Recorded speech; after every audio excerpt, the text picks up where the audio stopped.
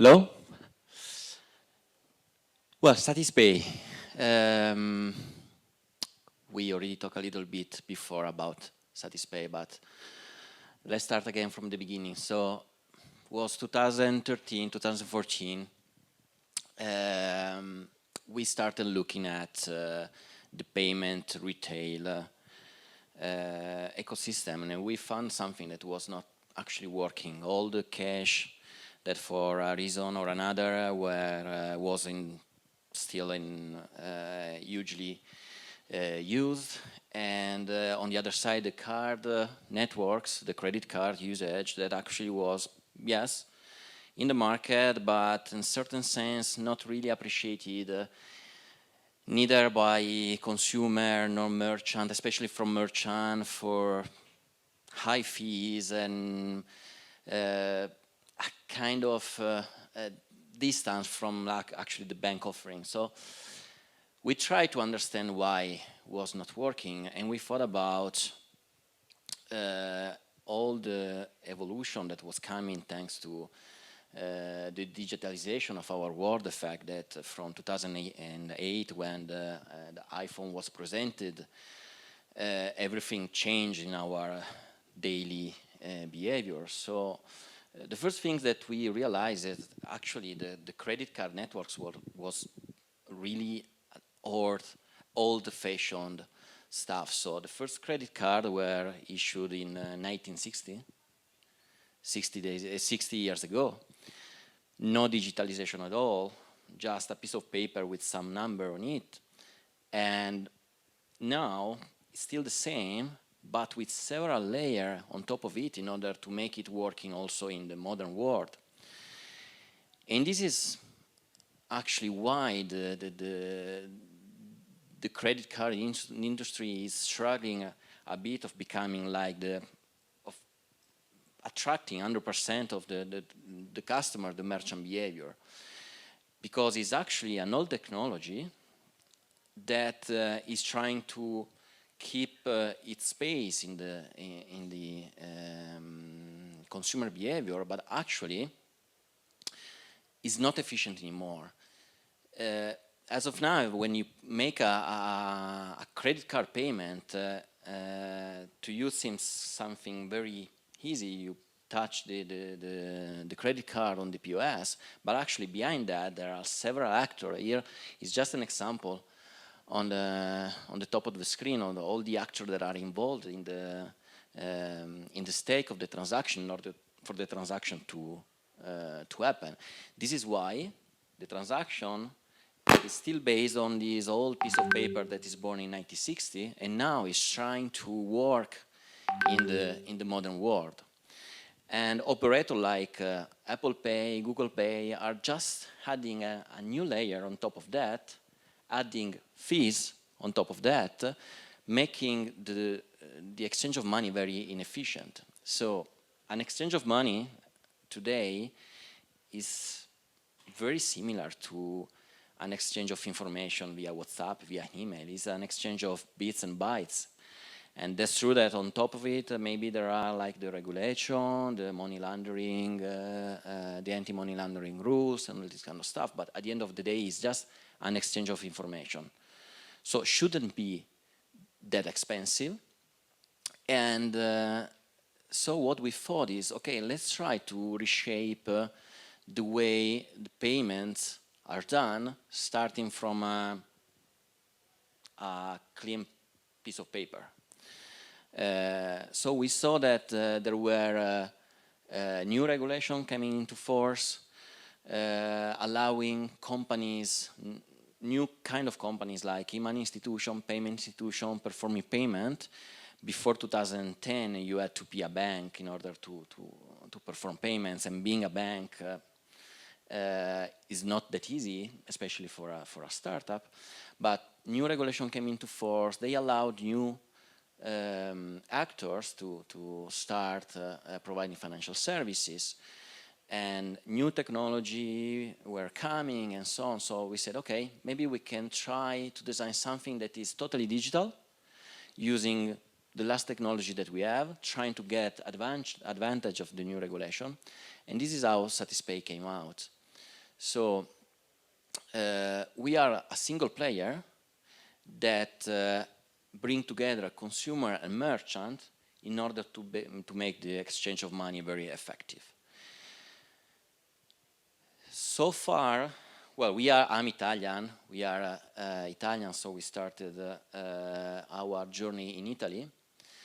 And this is actually the situation right now in Italy. So we are present all over Italy, and with different penetration, with different level of maturity. But we have city, as you can see on the left-hand side, at the center of the screen, in which we have almost 50% of the population using Satispay.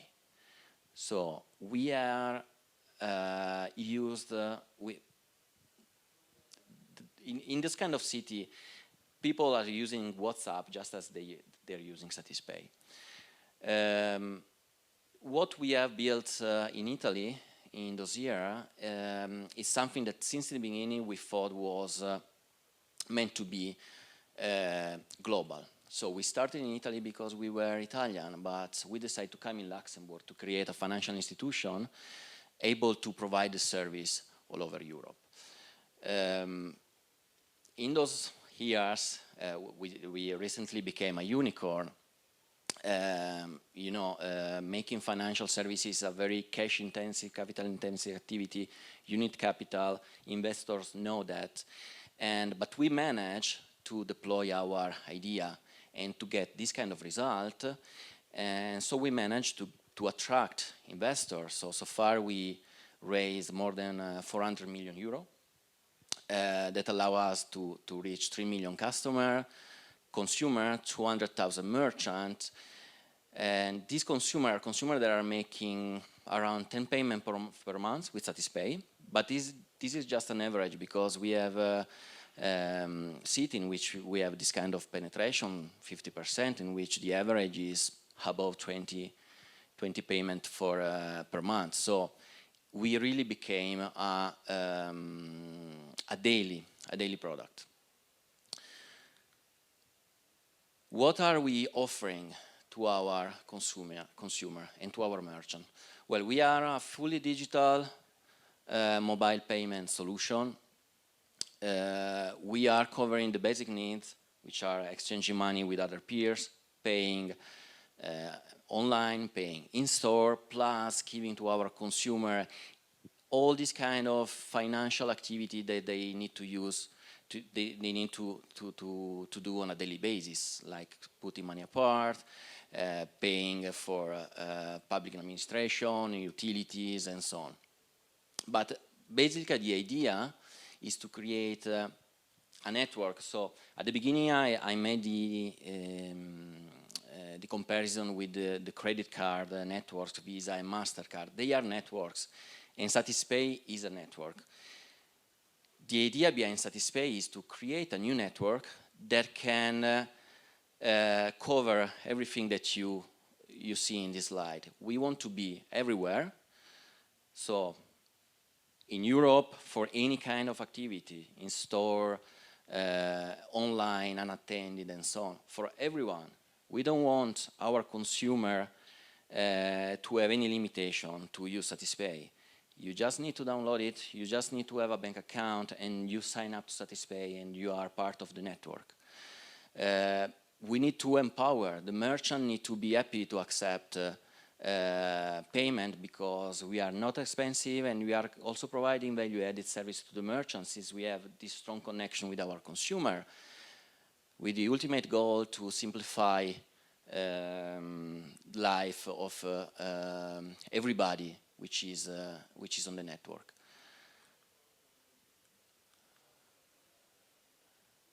Okay, I had one more slide which is not working anymore, but it's not a problem. So, what happened so far in these 8 years? As said, we became a unicorn, so we reached this level of funding at an evaluation of the company equal to 1 billion. So now Satispay can say that the idea that we had at the beginning is actually a reality. What is actually happening right now is that we are kind of a beginning of a new phase. So People tend to say you are not anymore a startup, you are a scale-up in a growth phase, and that's true. We are not anymore a startup for certain aspect, but still what's happening in Satispay every day is still this kind of environment that was part of the Satispay life since the beginning. The real difference is that right now we can really make the difference by bringing on board new talent, people that can help us bring Satispay all over Europe as we had the idea since the beginning, and deploy the whole strategy of becoming the super network. There's something that I want to share with you here today that I think is one of the most important things that I learned in these 8 years of becoming a unicorn, and I already said that in the previous speech. People are the most important part of the journey of a company like us. We are here because we have a great commitment since the beginning, me and the other co-founder, and all the people that join Satispay during our journey, they share with us the same commitment. We as a co-founder, we learned to kind of fire ourselves from our duties constantly, every month, every year, and so on, because we, since the beginning, try to find people even better than ourselves that can explain to ourselves how a company like Satispay can become what we had in mind. So why you guys, you should think about join a company like Satispay, because it really can give you a level of improvement that you know, sometimes people ask me to spend time in making external experience, training experience, this and that, and I always share with them the fact that for me, 8 years in Satispay are the equivalent of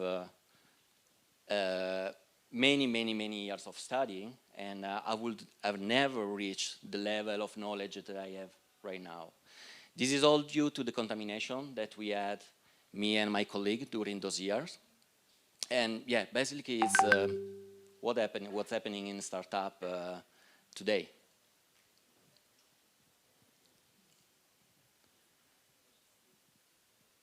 If you guys, you have any question, please.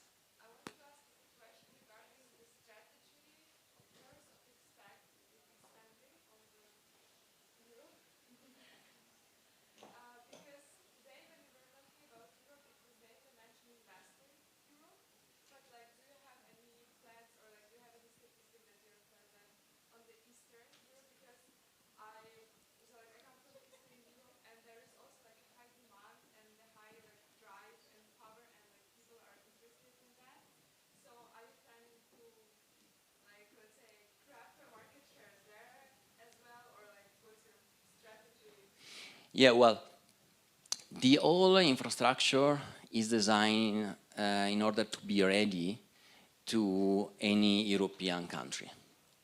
We are independent for any kind of constraint that you can find at the country level. The point is that each country has its own habit, culture, and so on. So it requires a lot of effort also to understand and to be very effective to go in that country. So actually the plan right now is to focus on countries that we think are more close to our offering, in which there's still a huge usage of cash and this and that, in order to create a kind of playbook that they can be then deployed to the other country.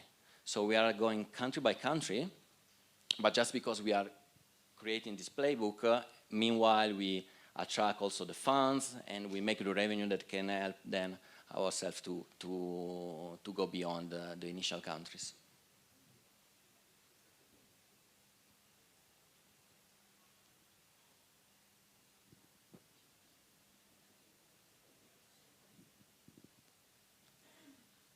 So thank you very much.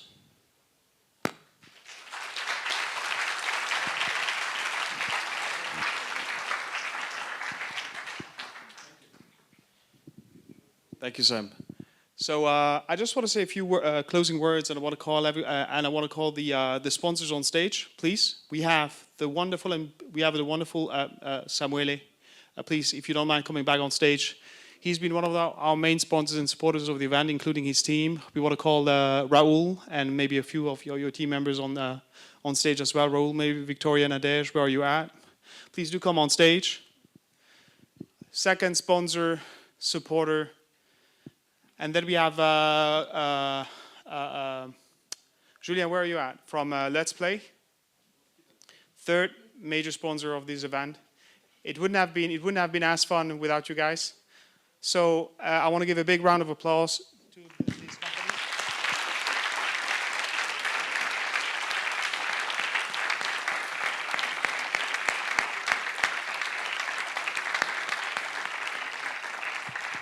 I also want to call the few student ambassadors that have supported all the way. Serena, where are you at? Please come in.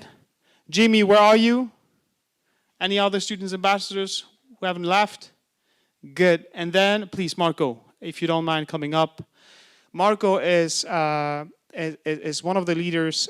He's one of the leaders. He's assisting Search Linkels at the Digital Learning Hub. Without them, giving us this facility, this beautiful facility you're sitting in right now, none of this would have been possible. I can't explain how grateful we are to the Digital Learning Hub for having provided us with this facility. They have been supporting us, this initiative, from the very start, and I want to give a big round of applause to Digital Learning Hub.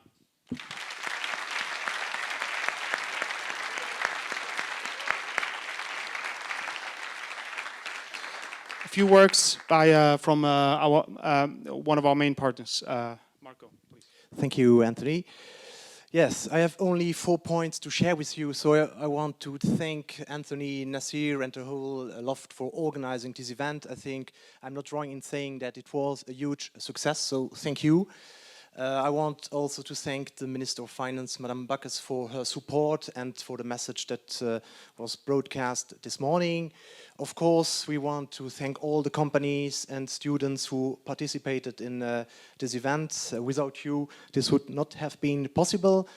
And to conclude, we would like also to say, as you understood this morning, the Digital Learning Hub is ready for its mission, that of supporting companies and students in the journey of digital education. So don't hesitate to contact us. We are ready and at your disposal. Thank you all.